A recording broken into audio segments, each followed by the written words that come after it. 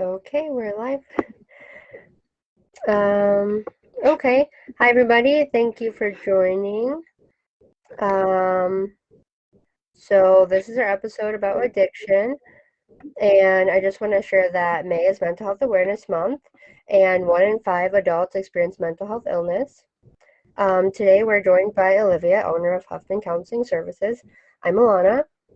Then we have Dr. Douglas Carpenter. He is a licensed psychologist and is the co-owner of Insight Counseling Services. And then Doug, go ahead and add anything more if you'd like to. Sure. I'll just say that I've been conducting therapy or working in the field since 1994, where I started in the field of addiction. My master's degree is actually specialized in drug and alcohol rehabilitation and addictions. And then I went on to earn my doctorate in clinical psych and have been a licensed psychologist since 1998. So been doing this a while and worked for many years in the area of addiction. Great, thank you. So before we get started, I just want to read a quick disclaimer. Always seek advice of your physician and other qualified mental health provider with any questions you may have regarding a medical condition or mental disorder. Never disregard professional medical advice or delay in seeking it because of something you heard in this episode. Olivia, did you want to add anything before we jump in? I just wanted to say I'm so grateful that Dr. Carpenter could join us. I believe this is such an important topic to talk about. I think many times it's kind of more of a secretive type thing, and I think the more we can talk about it, the more we can be a help to others. And I'm just really looking forward to the content that will be discussed. I think it's going to be very beneficial. Just welcome everyone who's joining. Yes, and if you're watching, feel free to share this post, like these posts, and our Facebook page as well. Okay, we'll jump right in. So what are some risk factors for addiction? Okay, well, when we think of the risk factors, we're going to have to think of them in 6 different categories. Okay, so there are actually a lot of risk factors when it comes to addiction. The first one of those is genetic factors.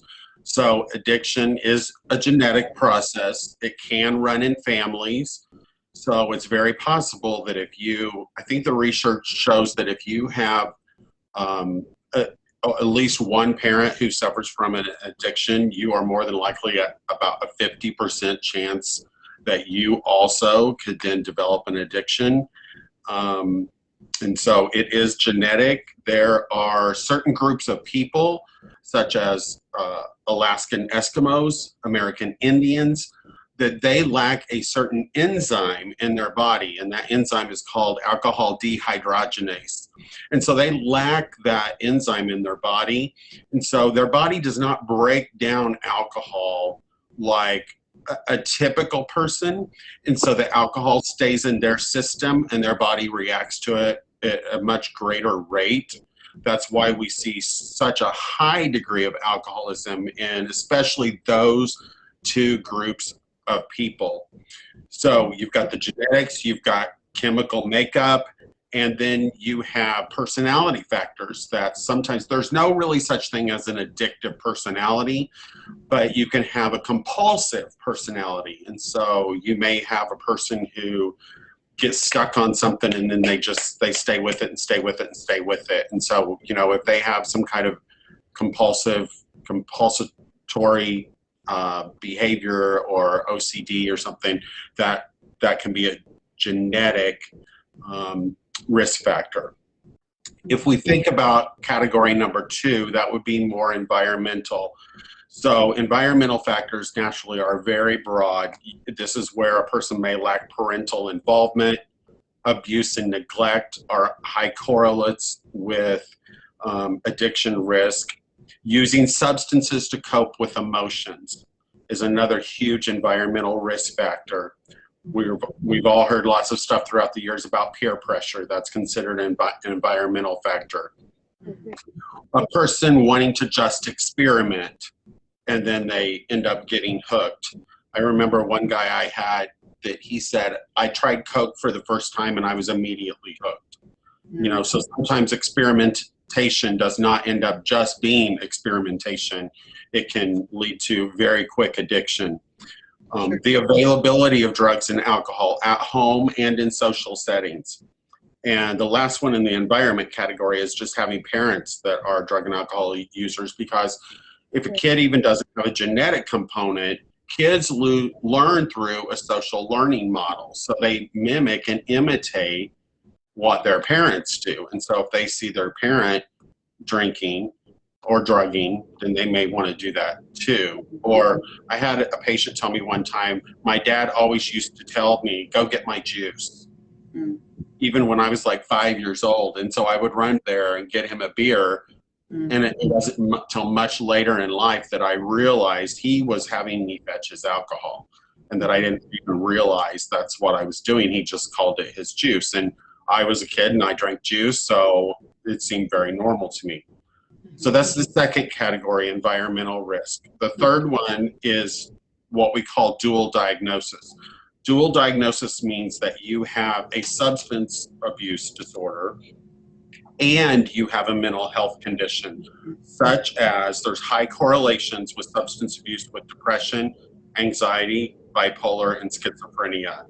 And usually the person is trying to use a substance to control some symptom that they're having from one of those disorders. For example, a person who's bipolar and is feeling like overly manic, they may drink alcohol, they may take barbiturates, they may smoke marijuana because it brings those symptoms down. So you've got the dual diagnosis. And another part of the dual diagnosis is people with pain disorders. We see a high risk of the opiate epidemic and addiction in people who have had pain disorders and who've had physical injuries that result in longstanding pain disorders. The fourth category of risk factors is early use. There's research that shows right now that any person who begins an addictive behavior, whether that be drugs, alcohol, pornography, sexually acting out, gambling, overeating, if you engage in that behavior before the age of 14, research is showing you are at high probability that you're going to struggle with that issue for a lifelong process. And so early use is a huge factor, risk factor. And the research also shows that ages 18 to 24 are the most likely to have a drug and alcohol use disorder, which, you know, with the amount of drugs and alcohol on college campuses, that's probably no real surprise. Sure. The fifth category, and I feel like I'm kind of rambling on here, but stay with me. That's good. The fifth category of risk factors is your drug of choice. So some drugs take much longer to develop a tolerance and an addiction to. For example, like marijuana in the 60s and 70s had an average to a low amount of THC, which is the factor in marijuana that gives you the high effect. Because that substance had so many hybrids, now they have been able to increase the THC all the way by 90% in some of these strains of marijuana.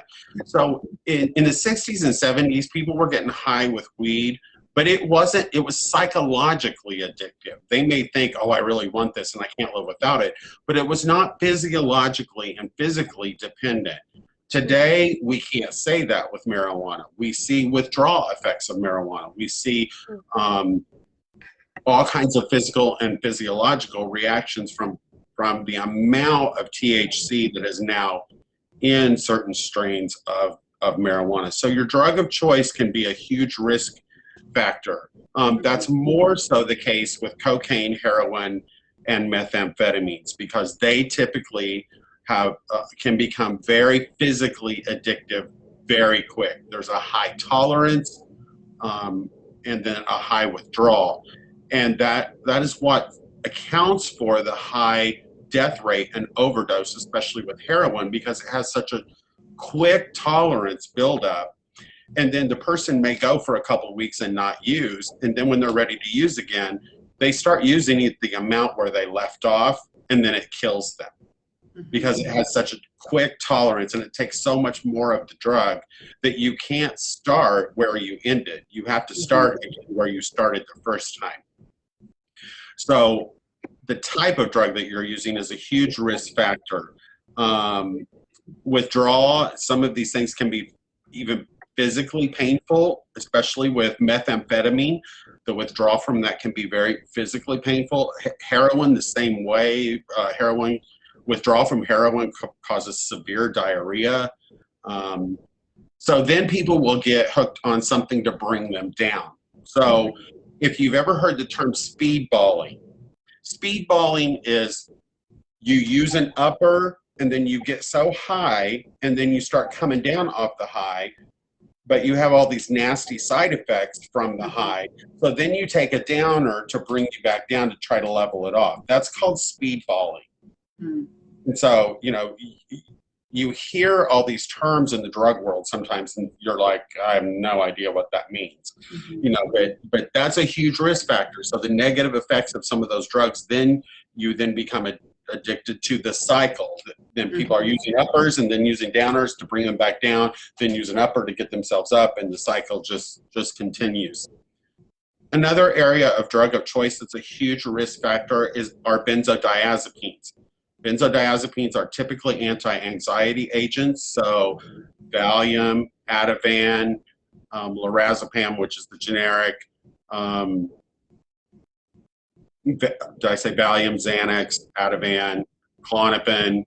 Those are all benzodiazepines, and they're supposed to be taken on a short-term, as-needed basis to bring somebody down when anxiety is acute or they're having a panic attack.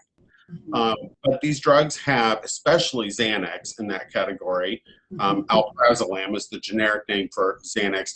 It has a high tolerance, and tolerance builds very quickly.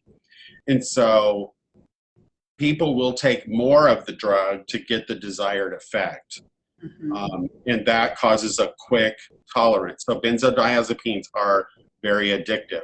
I personally have found in the church world that people get benzodiazepines and antidepressants very confused. Antidepressants are not addictive. They don't build tolerance. Benzodiazepines do.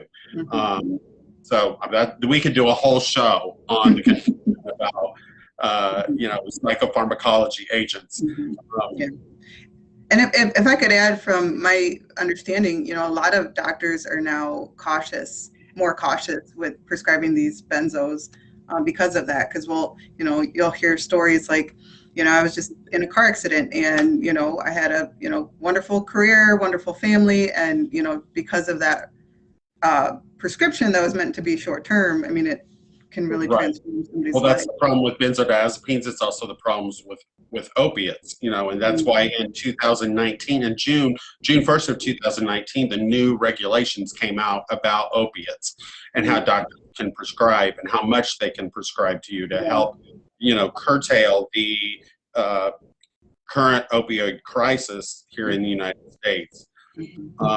So your drug of choice is definitely a risk factor. And the sixth category and the last portion that I'll talk about with this is your method of use. Drugs that are smoked, inhaled, or injected are more addictive than substances that are ingested. So, and the reason is because when it's injected, when it's inhaled, or when it's smoked, it passes your blood-brain barrier. So it reaches your brain much quicker, and the effect is much greater.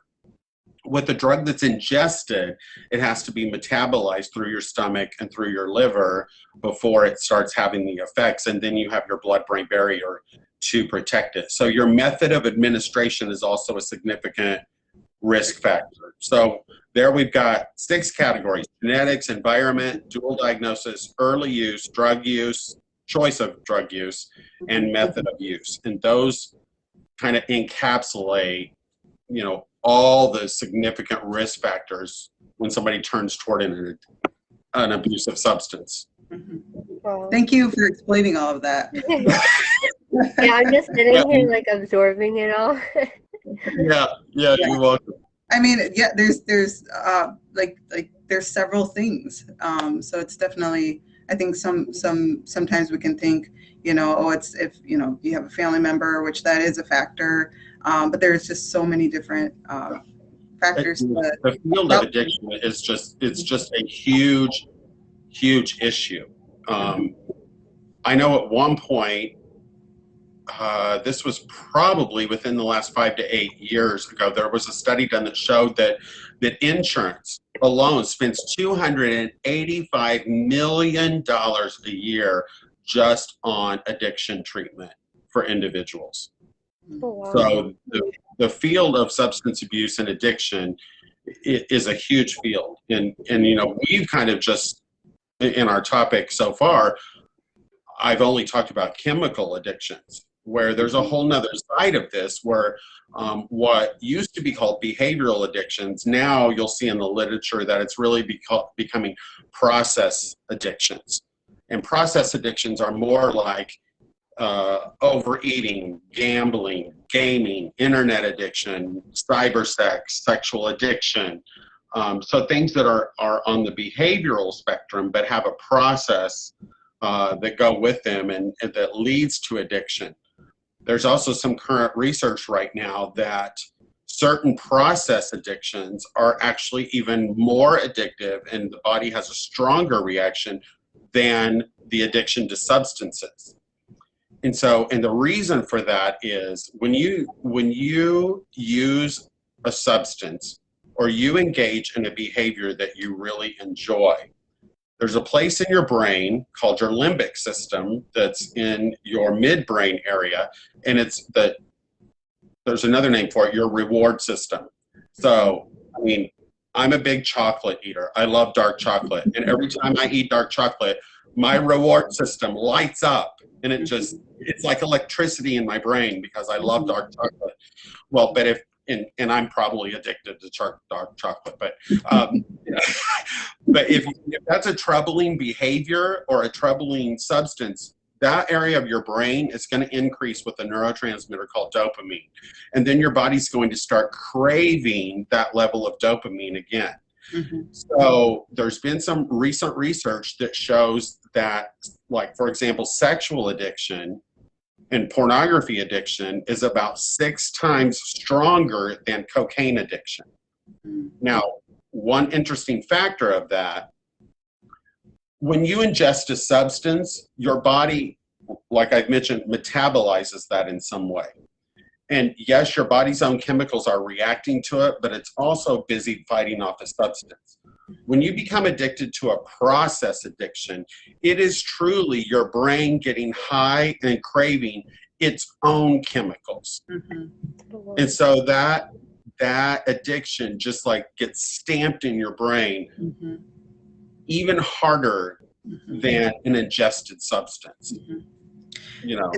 And so would you say, I'm thinking too with, say, something like pornography, because it can be, in some cases, hidden more than, say, a drug addiction or alcohol addiction. I'm sure that kind of adds a whole other layer to, getting help and because you can, I guess you could say, hide that easier. Yes, the process addictions are complicated because you can hide them. You can hide your pornography addiction. I've treated a lot of people inside the church who have had a sexual addiction and no one was even aware. They were going out, acting out, and no one even had a clue. Yeah. People who had binge eating disorders and other compulsive type process addictions, but they're not visible when I look at you. I can't look at you and see that you just spent your whole check on online poker.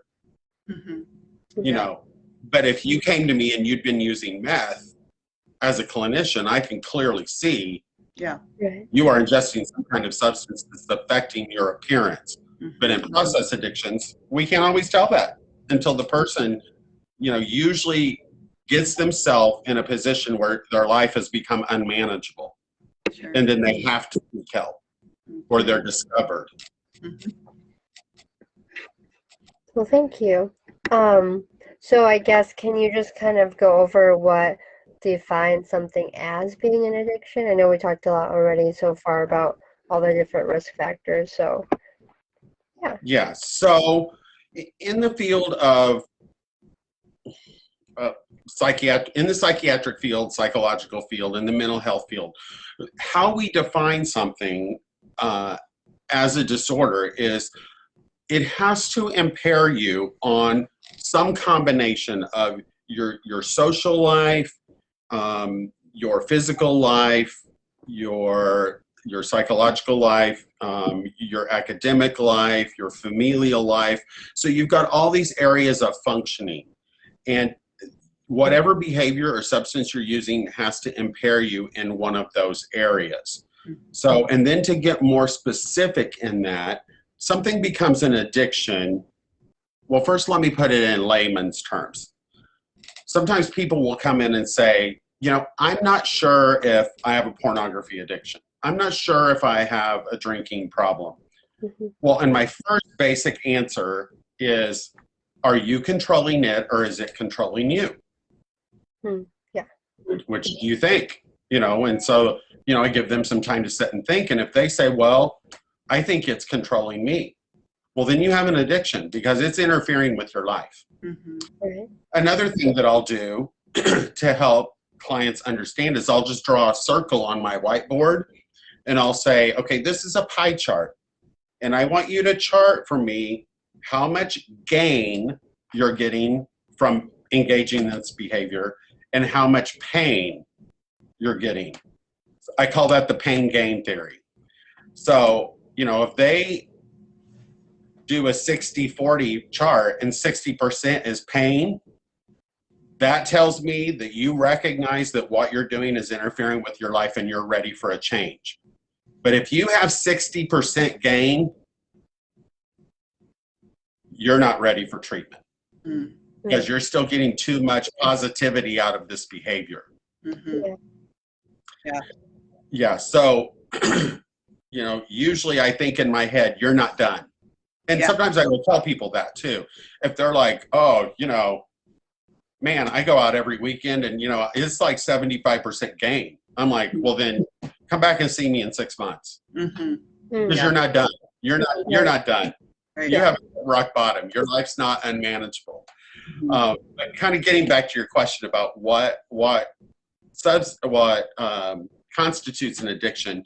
So an uncontrollable urge to stop the substance or the activity, Mhm. engaging in harmful levels of the substance or the activity. For example, like internet addiction, I treated a young man who was on an full paid engineering scholarship, but he was so addicted to the internet that he had almost not left his dorm room for half a semester. Mm. He had actually he would go like 3 days at a time and not even leave his room, not even go get food because he was so addicted to the internet. So that there's an example of an activity. Yeah. The tolerance and withdrawal that we've already talked about. Mhm. Another criteria would be neglecting or losing interest in other activities. Mhm. So you just begin to hone in on this activity or the substance. When it starts interfering in relationships, an inability or an unwillingness to stop the behavior, hiding the substance or hiding the behavior, changes in your appearance, increased risk taking, and when your use begins to interfere with your social, occupational, familial, relational, physical, or educational functioning. And you don't have to have all of those categories. Usually when we talk about some type of mental disorder, we usually have a list of symptoms. Oftentimes there are 8 or 9 symptoms, and to meet the diagnosis, you usually have to meet 4 or 5. Okay. So you don't have to have all of those things. You may just have a subset of them, but it may be a significant subset to where it's clear that you are dealing with an addiction. Right. Yeah. Yeah. And I'm sure you do this where sometimes you get information from the client, but you don't get all the information. And so in certain situations, I'm sure it helps to, kind of get more individuals involved. I've had that where a client's seeking psychiatric services, but then maybe we hear from their primary care of some previous, abusive behaviors or something like that. So, Yeah.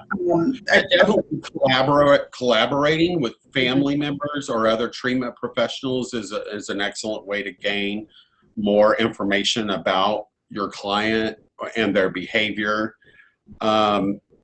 This mouse may sound cruel or harsh. I don't mean it to sound that way, but when I ask a person about their substance use or their addictive behavior use, when they tell me, I usually double that in my head because there's such a high shame factor involved in most of these behaviors, especially if it's reached a problematic level, that they're not going to be truthful with you. Right. Even if you're a family member, if you're a treating physician, if you're a counselor for them, they're not typically, at least up front, going to be honest with you about the amount that they're using or the amount that they're engaging in this behavior. So I usually at least double that in my head, and that's probably much closer to what's accurate. Sure. Well, yeah. Good point. Yeah. And so I would again, urge families, even if you ask your loved one, well, how much are you drinking? They're probably really going to minimize their behavior. Because number one, when you get involved in your addiction, you lose your sense of time.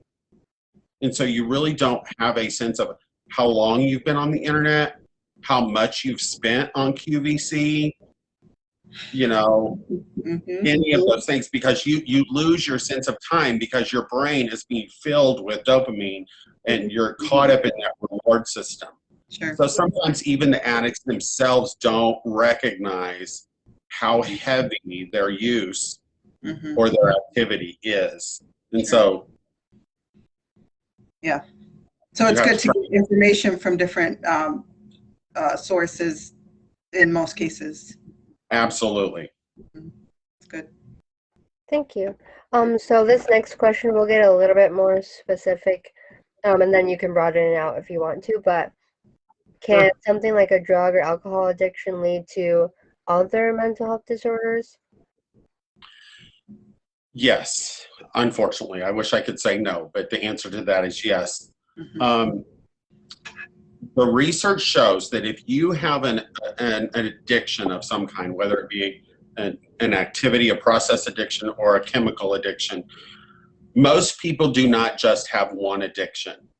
They have what we call co-addiction. So usually you have two things that occur at one time. So if you're an alcoholic, you may very well be addicted to nicotine and cigarettes because you tend to smoke when you drink. There's a really, really, really high correlation between cocaine and sex addiction or pornography use and chronic masturbation, because cocaine heightens your senses. And so then people who are high on cocaine are drawn to sex because sex is a pleasurable activity. And the chemical of the cocaine increases the pleasure of the sexual activity. So you'll see a lot of co-occurring diagnoses with certain drugs. So the first thing I want to answer yes to this question is about co-addictions. The other thing is a lot of these drugs have depression and anxiety as a side effect because of the way it affects brain chemistry. One of the neurotransmitters in your brain that helps us to feel good and to feel stable is serotonin. A lot of these drugs tell your brain to release all the serotonin that it has stored up. to help create the high that the person gets. Well, we need serotonin in our brains and in our storehouses in our brains to regulate our brains to feel healthy for eating, for sleeping, for our sleep-wake cycles. And so then when you deplete the brain of serotonin, you have a high likelihood of ending up with significant depression or anxiety, because a lack of serotonin is often the culprit in somebody who has what we call an endogenous depression or anxiety. So that means coming from within. You know, if you're going through a divorce and you're depressed, that's exogenous, that's outside of you and you're experiencing that. But you know, some people have a chemical depression or anxiety, so it can lead to depression. There's also a high correlation right now with the high concentration of THC in marijuana, and it leading to, for people who are chronic marijuana users, for it leading to the occurrence of psychotic symptoms and psychotic disorders after an extended period of regular use. So that's another big problem that we're seeing. So people who are chronic users are ending up with psychotic disorders. This is an interesting factor, and most people probably don't know this. What do you think what's the highest factor that alcoholics die from? Take a guess. Liver disease. See, I think somebody would probably say liver disease or malnutrition. No, the number one killers of alcoholics are falls. Wow. Head injury, TBIs, traumatic brain injury, because they get drunk, they stumble, they fall and hit their head. That's the leading cause of death in alcoholics. Wow. It's not cirrhosis of the liver, you know? So it can lead to all kinds of medical issues. If you fall and get a traumatic brain injury from alcoholism, your TBI is going to be way worse than the original symptom. Sure. Another problem is when you are withdrawing from methamphetamines, it mimics paranoid schizophrenia. So somebody will get brought into the ER and you will think that you're dealing with a paranoid schizophrenic because of their behavior. And then when you get the toxicology report back from taking their blood, you see, oh no, I'm dealing with somebody who's withdrawing from meth. You know, and so certain drugs can mimic mental health issues. Sure. Also with drugs like psychedelic drugs, hallucinogenic drugs, they can also lead to issues of lasting psychosis. So then you have a big problem. Sure. There's a high correlation between anxiety disorders and substance use. There's the high rate of correlation of drug use with depression, bipolar, ADHD, psychotic illness, borderline personality disorder, and antisocial personality disorder. It's estimated that 1 in 4 persons who have a serious mental illness also have a substance use disorder. So there's a lot of comorbidity there. So yes, substances, well, let me say this too. We are all very idiosyncratic. That means that we are all very individualistic. Yes, there are certain things about our brain chemistry, our makeup, our body chemistries that are very similar in category, but we are all very individualistic people, and how one person affects and metabolizes a drug is going to be very different than how the next person does. Sure. You know, I can get a 350-pound guy who can't tolerate alcohol very good, but I can get a 95-pound woman over here who can drink him under the table. You know, we are very individualistic in the way our bodies respond to substances. Sure. And you never know how you're going to react as an individual. I'm curious to hear your thoughts on the correlation between trauma and substance addiction. Well, my first thought would be The problem with trauma is there's often not an avenue for the person to process the trauma. So at some point in my life, do I start using substances to quiet my mind down from the trauma? Do I start using substances to forget something? Like if I've been sexually abused and I can't stop, this keeps haunting me, I keep having intrusive thoughts, I keep having nightmares. Do I start using substances as an avoidance? Mm-hmm. You know, I often tell people that substances are just liquid emotion. You are exchanging an emotion, you're ingesting an emotion to take care of some other emotion that you don't want to have. Mm. You're doing what you think is a positive trade-off. Yeah. So a lot of times in trauma, we see people trying to escape the effects of the trauma Sure. by their use of substances or even activities. Mm-hmm. Okay. Does that make sense? Yes. Thank you. Yeah. Well, thank you. So I guess now transitioning, what are some effective treatments for addiction? Okay. Well, naturally, I think if a person has an addiction, like I said, more than likely by the time they come to treatment, their life has become unmanageable. You know, I get very few people who come in and just say, you know, I think I've been drinking a little too much and I just want to talk to you about it and I just want to back off a little bit.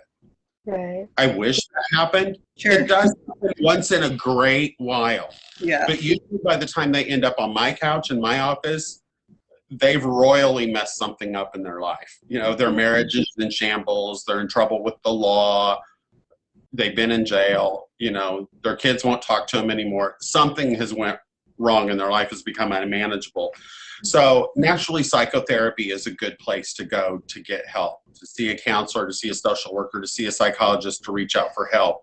Mm-hmm. Group therapy is also a very effective form of treatment for anybody with an addiction because it's a great experience for you to sit in a room with other people who are just like you, who had a similar experience like you, can relate to you, but also can call out the bull that's coming out of your mouth. Mm. So they need to confront one another because an addict can listen to another addict and tell them, you're full of it. What you're saying right now, you're just ridiculous. Because I used to say that too. I used to, you know, say that too. It was funny when I worked in a treatment center, I would do group therapy for men with addictions. And anytime that it was a person's last day on the unit, in group therapy, I would tell them, we're going to play a game called the lifeboat. And you're out in the middle of the ocean, and you've got everybody in the room on a boat, but only you and one other person can survive. So you have to go around the room one by one and kick off who you think is not going to stay sober. And you have to tell them why. You don't think they're going to stay sober. And you get to choose one person to keep in your boat that you think is going to stay sober with you. And that exercise was so effective at breaking through people's denial. Wow. Because they got to hear other addicts tell them, where you're not pulling the wool over my eye. Yeah. Mm-hmm. You know? Yeah. So, you know, group therapy can be an extremely effective way to deal with addictions. And then I'm also a big supporter of self-help groups like AA, Al-Anon, Alateen. There's even Alatots, SA, which is Sexual Anonymous, SSA, which is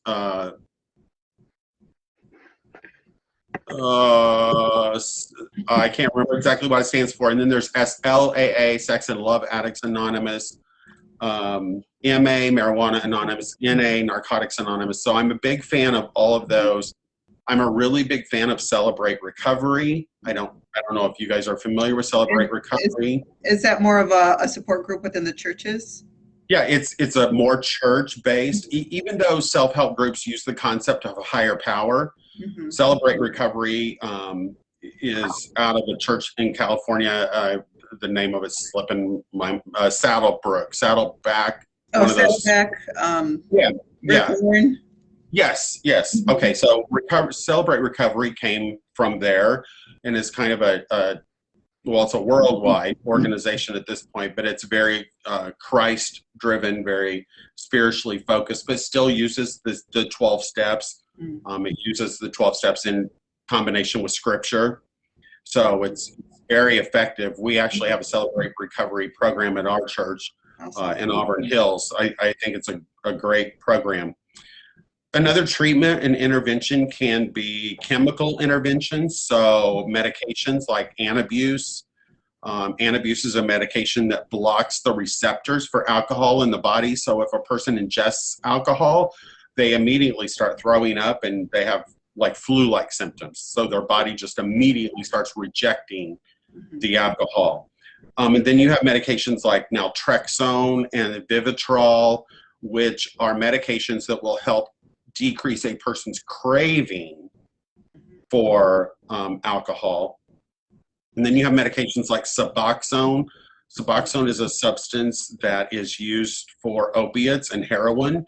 And what it does is it blocks the receptors. So if you ingested a painkiller or heroin, the body couldn't absorb it. So it would do nothing with it because those receptors are blocked. So, oftentimes these, like Antabuse and Suboxone, are used in the more extreme cases of addiction, and then like naltrexone, Vivitrol are used in, hopefully the lesser cases of addiction where the person has some kind of physical craving that needs to be controlled. And some of these are done at a detox center.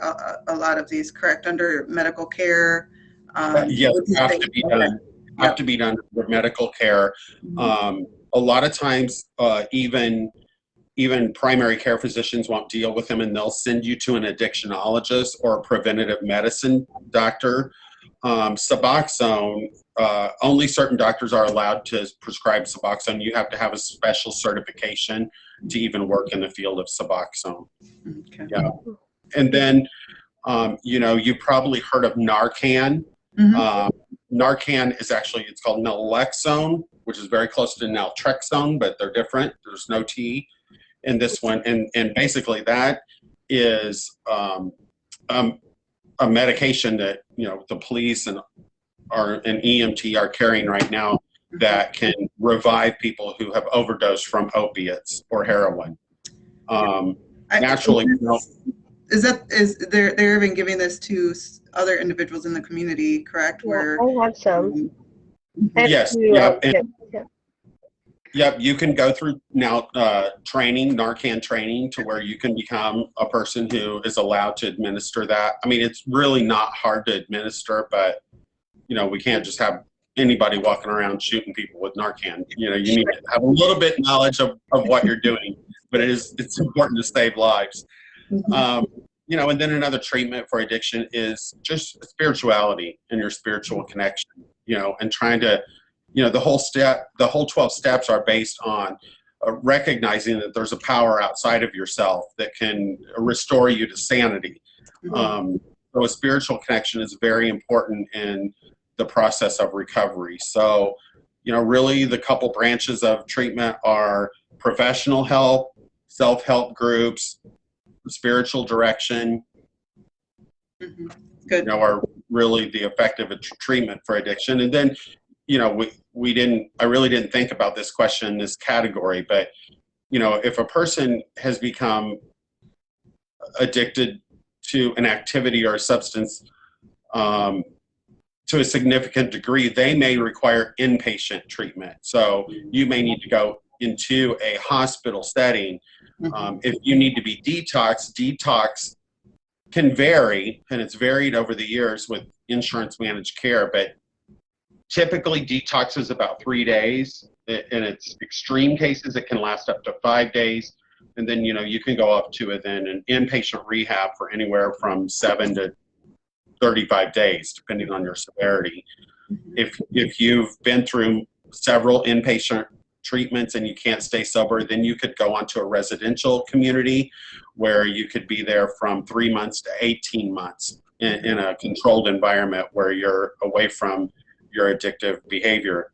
Otherwise, you're in an outpatient setting where you just come in for your appointment and you leave. There's also what's called partial hospitalization programs and IOPs.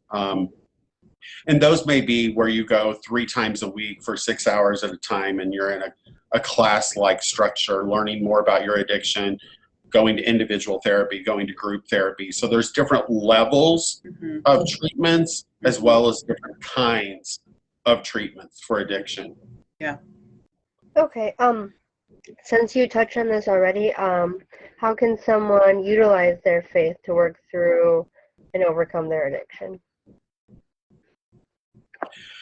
Well, I definitely think prayer, in the 12 steps encourages you to find meditation, meditate on scriptures, meditate on prayer, meditate on something calming.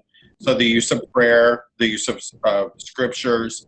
The 12-step programs are also big on having a time of daily devotion where you're working on some kind of recovery material, you're working on your spiritual connection.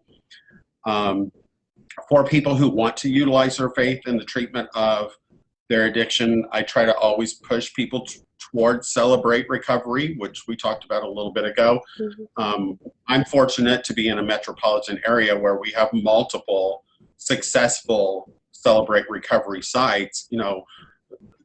Those people watching who either live in rural areas or may not live in cities where Celebrate Recovery programs are going, you can utilize Celebrate Recovery resources online and people can attend groups. But I think Celebrate Recovery is a wonderful way to incorporate spirituality in treating your addiction. And then finding a mentor and a social network of spiritual people that will uphold you, you can be accountable to, I think is a good way to incorporate your spirituality Yeah, thank and you. your faith. Yeah. Did you want to add anything, Olivia? You mentioned earlier a lot of shame comes with addiction, and I know that utilizing faith can help kind of transform, say, I talk about this with clients, but shame that condemns to like shame that convicts. Yes. And it's more of a where you don't feel overcome, you don't feel defeated. So I think that's another way, by kind of looking at it through a spiritual lens, being able to not let that shame keep you bound. Right. I think some of the complication comes in between the church world and the self-help group world, is that the church world sees addiction more as a moral issue, where treatment for drugs and alcohol are activities that are a problem, and the self-help movement, you work off the disease model, that these things are diseases, and they truly are diseases, because it changes your brain chemistry to where your body and your mind craves this behavior, and it can lead to death, and it fits the very criteria of it being a disease versus it being a moral issue. Now, are moral issues involved? Yes, they can be.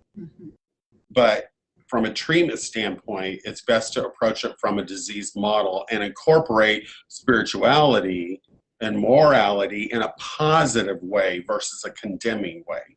Right. Okay. Yeah. Thank you. So I guess, how can a non-professional support a loved one with an addiction? Well, we could probably do a whole show on this category too, but I'm going to make a statement here that if you are a non-professional and you're trying to support or are living with somebody with an addiction, what you don't do is way more important than what you do. Right. So let me explain what I mean by that. People who are non-professionals or family members tend to fall in the category of becoming an enabler. Mm-hmm. of a person with an addiction. So what you can't do, these are the things that you do not do. Do not just ignore the behavior. Don't tolerate the problem. Don't avoid the issue. Don't provide financial assistance to the person. Mm-hmm. You know, if they've gotten themselves in trouble financially or legally, let them suffer the consequences of that behavior. You know, don't go hire them a $5,000 attorney. Make them use a public defender. Make them suffer the consequences of their actions. Don't cover up their behavior. Don't make excuses for the behavior. Don't brush it off. Don't take on their responsibilities. Provide them with consequences for their behavior. Don't give in to your boundaries. Follow through with your consequences. If you've set a boundary that if you come home drunk, I'm not letting you in the house. Mm-hmm. Just because you're standing out in the yard and you are screaming drunk and have now taken off all your clothes and are screaming obscenities, you're embarrassing me, yes, but I'm still not going to let you in the house. Yeah. You have to stick with your boundaries, because anytime you go back on your boundaries, you are enabling this behavior. Every time you cover up their behavior, you are sending them the message, consciously and unconsciously, that I'm going to tolerate this behavior and I will continue to cover up for you. Yeah. So it's much more important what you don't do than what you do. Now, some of the things that you can do is you can bring the problem to their attention, call it out, encourage them to get help, give them the tools they need to get help, give them a ride to AA, give them a ride to counseling. Help them get connected to resources, get them connected to a doctor, set your boundaries and stay with it, learn to say no, and go to therapy for yourself to make sure that you're not falling into a category of being an enabler. Now, this is probably one of the biggest problems that I see with families within where there's an addiction at play. You usually have at least one member or more inside the family who is enabling the addict, which is only perpetuating their addiction. Right. You know, and for years, you know, in the 80s, the word tough love became a big buzzword, and you know, I still use it today. You do have to have tough love. You know, you may have to be really mean to the person who has an addiction and set clear boundaries. Mm-hmm. And they may have to suffer some real nasty consequences for their behavior. But you can't be an enabler. Yeah. So it's more about what you don't do than what you actually do. Yeah. If that makes sense. Yes. Oh, yeah. Good. And sometimes it's hard, like when it is a family member, just because you love them, but you're doing more for them when you just tell them no, or you call them out, or you do that. So right. And it's very painful. It's very painful. Yeah.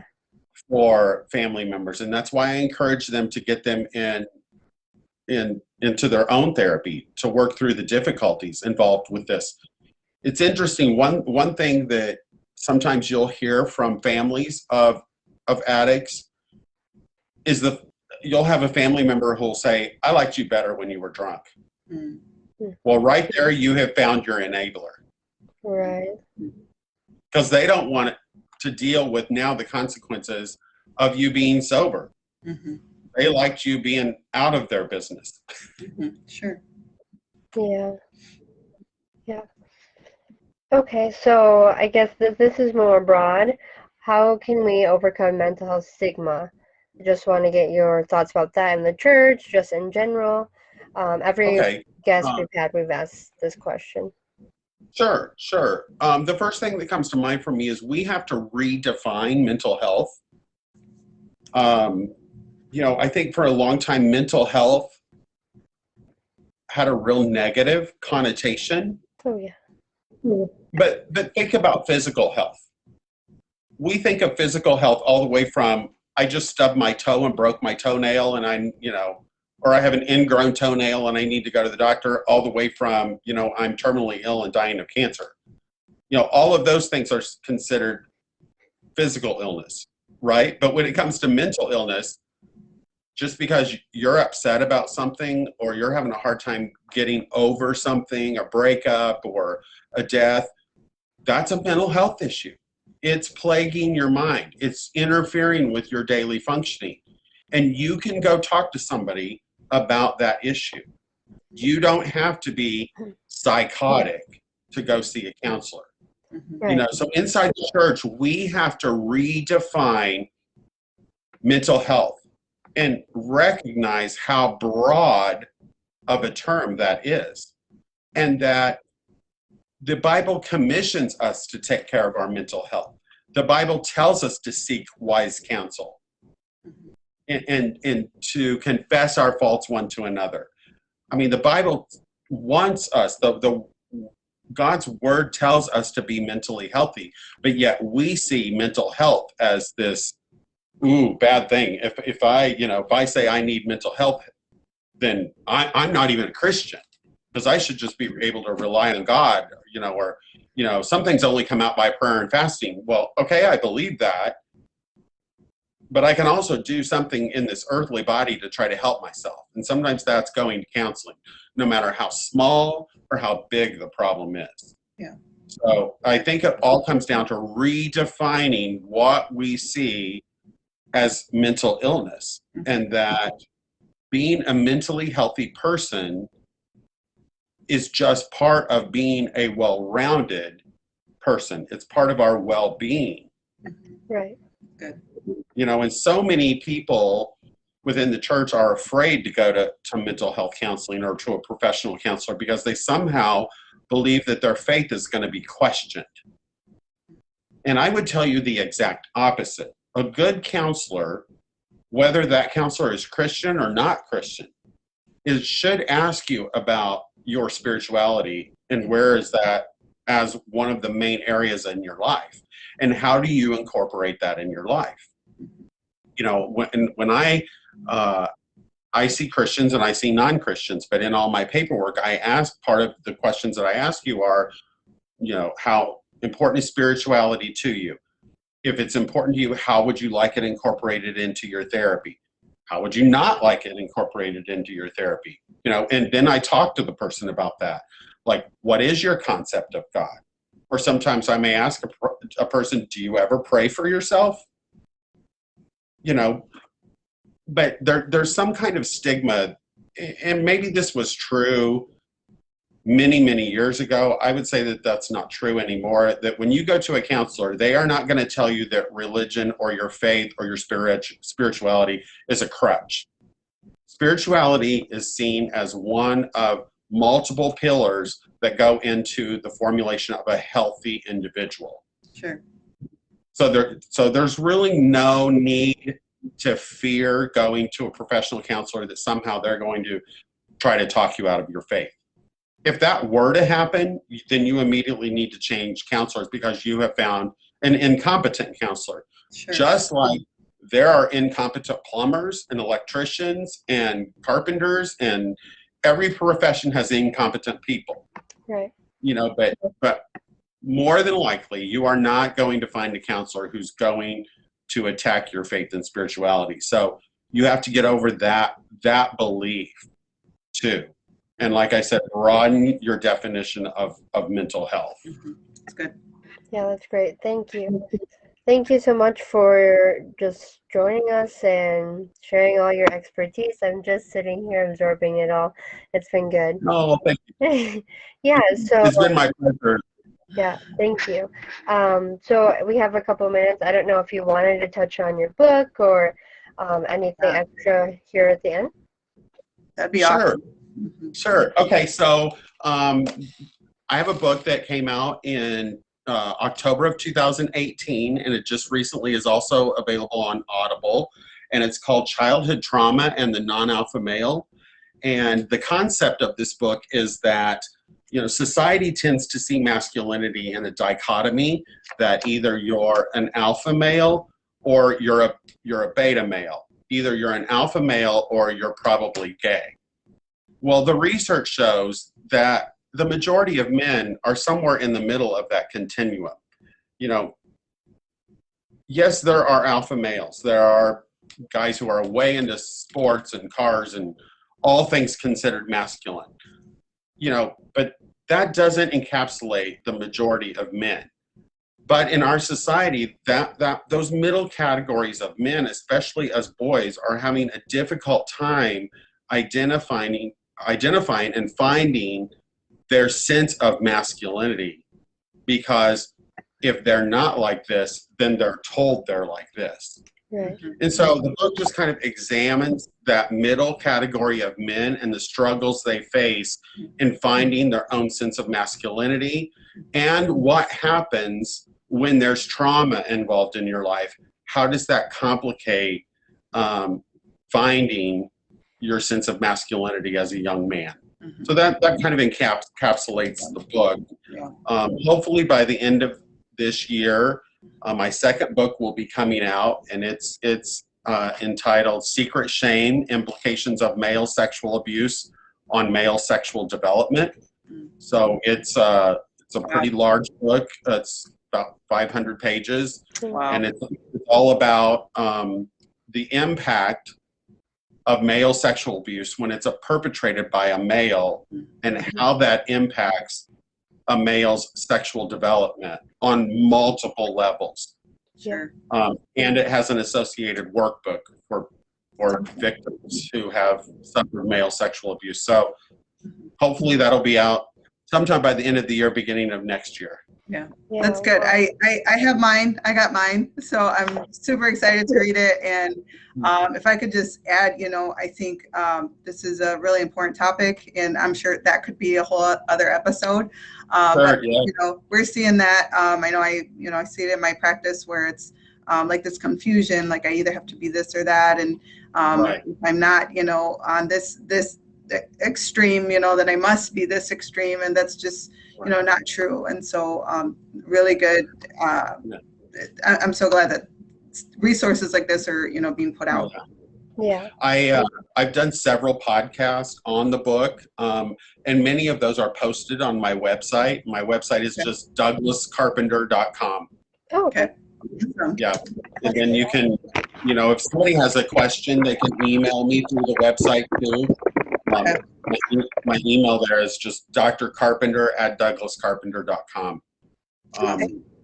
So people can email if they have a question, and I would definitely entertain them. Thank you. You're welcome. Yeah. Thanks for having me today. Yeah. Well, so that's it for us. I'll share the website and those things in the notes or on the website or on our Facebook page in case somebody wants to look more into those and look into the book. Yeah, so this has been really great. Thank you so much again.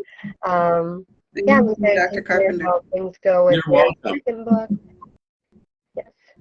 Well, thank you everybody who's watched. Have a great night. Good night. Bye.